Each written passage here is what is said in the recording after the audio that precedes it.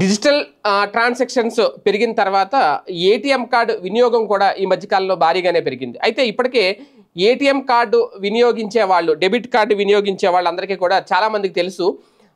Metro పరిధిలో అంటే metro నగరంగా ఉన్న ఏటీఎం పరిధిలో లిమిటేషన్స్కి మిగిలిన రూరల్లో, మిగిలిన టౌన్స్లో ఉన్న ఏటీఎంకి కాస్తంత లిమిట్స్ అయితే ఉంటాయి. ఏంటంటే ప్రధానంగా దీనికి ఛార్జెస్ కూడా ఉంటాయి. చాలామంది అబ్జర్వ్ చేస్తారు, కొంతమంది అబ్జర్వ్ చేయరు. ప్రధానంగా ఏటీఎంలలో మెట్రో ఏటీఎంస్గా, మెట్రో సిటీస్గా ఉన్న చోట్ల ఒక 5 సార్లు మాత్రమే మనం ఏటీఎం ట్రాన్సాక్షన్ని ఫ్రీగా చేయగలుగుతాం. అదే నాన్ మెట్రోలో అయితే, ప్రాంతాల్లో అయితే 3 సార్లు మాత్రమే ఫ్రీ ఉంటుంది. మిగిలిన 2 సార్లు కూడా మిగిలిన తర్వాత ఎన్నిసార్లు తీసుకున్నా సరే దానికి ఛార్జ్ అయితే వసూలు చేస్తారు ఖచ్చితంగా. ఏది ఇతర బ్యాంకుల్లో. అదే సొంత బ్యాంక్, ఇప్పుడు ఐసిఐసిఐ బ్యాంక్ ఉందనుకోండి, ఐసిఐసిఐ ఏటీఎంలో తీసుకుంటే దానికి ఛార్జ్ ఏమి ఉండదు. ఎస్బీఐ అయితే ఎస్బీఐ ఏటీఎంలో తీసుకుంటే ఛార్జ్ ఏమి ఉండదు. కానీ ఇతర బ్యాంకుల్లో, అలాగే కొన్ని ఏటీఎం సెంటర్స్ ఉంటాయి, వాటిల్లో తీసుకున్నప్పుడు ఖచ్చితంగా ఛార్జ్ పడుతుంది.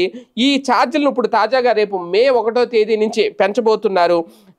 ఈ విత్డ్రా పరిమితి ఏదైతే ఉందో అది గనక దాటినప్పుడు ఒక్కో ట్రాన్సాక్షన్కి 17 రూపాయల నుంచి 19 రూపాయల వరకు పెంచబోతున్నారు. అలాగే బ్యాలెన్స్ చెక్ చేసుకున్నా సరే, ఇప్పుడు చాలామంది బ్యాలెన్స్ చెక్ చేస్తే ఫ్రీ అనుకుంటారు.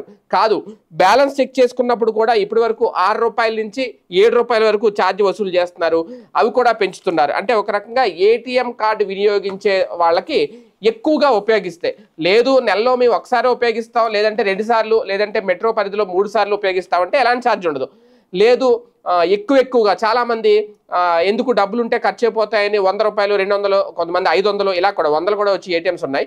500, 300 అలాంటి వాళ్ళు మాత్రం జాగ్రత్తగా గమనించకపోతే వాళ్ళకి ఛార్జెస్ రూపంలో పడే బాధుడు పెరగబోతోంది. ఇప్పుడు అదే బ్యాంకింగ్ రంగం చెబుతోంది. నెక్స్ట్ నుంచి మే 1వ తేదీ నుంచి ఈ ఛార్జీలు అమల్లోకి రాబోతున్నాయి.